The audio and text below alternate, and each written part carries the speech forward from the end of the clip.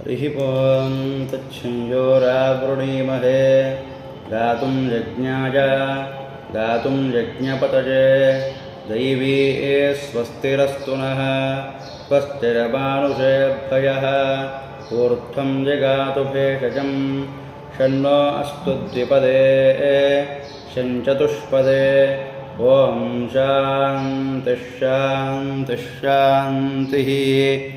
हरिः ॐ सक्तुमिव तितभुनापुनं तुजत्रधीरापनसा वाचमक्रता अत्रास्सखा आजस्सखिया न जायते भद्रैषां लक्ष्मीर्निहितादिवाची।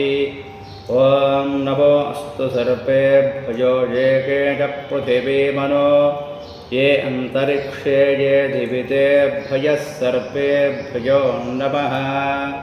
ॐ श्री सीतारामचन्द्र स्वामिने नमो नमः।